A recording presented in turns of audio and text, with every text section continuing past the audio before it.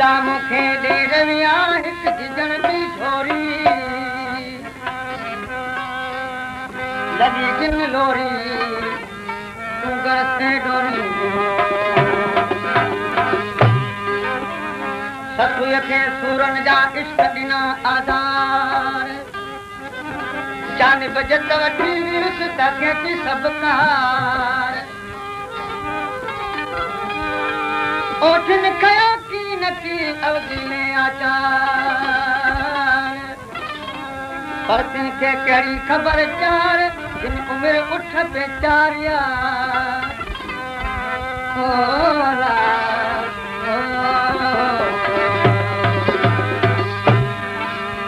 मूंखे होतन कयो ॼाण भेनर देगी होतन कयो ॼाण भेनर देगी अणसुही थई वञा वञा अणसुही थई वञा होतन कयो ॼाण भेनर देगी होतन कयो ॼाण भेनर देगी अणसुही थई वञा वञा होतन कयो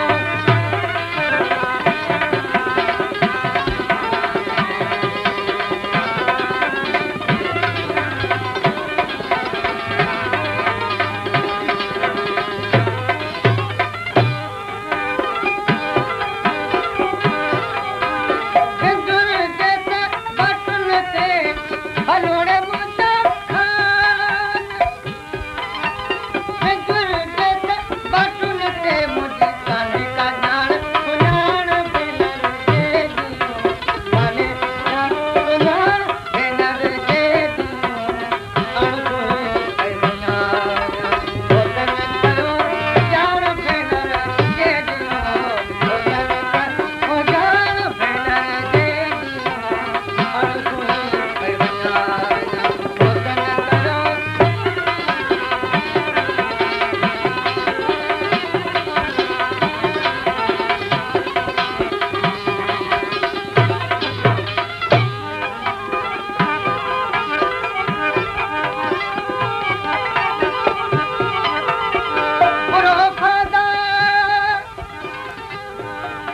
बुरो फ़ादा बात जनी जी सांगोरवा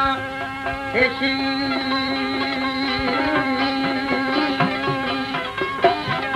जिन पार पाण में एज़ाबिल एशी लेरा रात लतीफ़ जई निधाऊं नेशी ओ पुनल परवेशी गजा प्यादी जी पंध में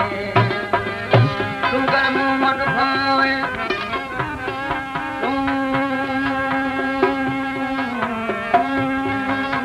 सुंगर मुंह मन खोए अब अगद खोई आहियां ओ सारे कान सुखोए सद सूर घणे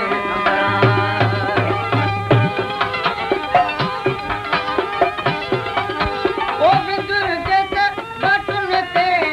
हलोड़े मुंहिंजा खान विंदुर जैसे बटन ते मुंहिंजी कान्हे का ॼाण सुञाण भेनर देगी कान्हे सुञाण भेनर देगी अणसुही थई वञा वञा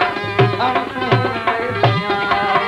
होतन कयो ॼाण भेनर देगी देगी देगी अणसुही थई वञा होतन कयो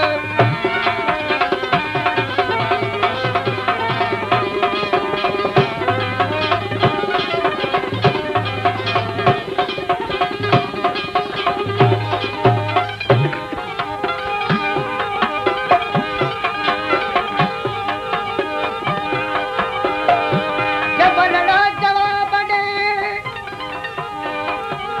ओ ला ला ला ला ला मियां जबलड़ा जवाब ॾे नौथी पुछां तोखां सच तूं घड़ा ॾेखार मूंखे घोट पुनल जो दस आऊं मिलस मंथार जे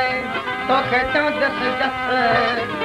ओ कजस वञण सां वस पहुचां मान पुनूंगे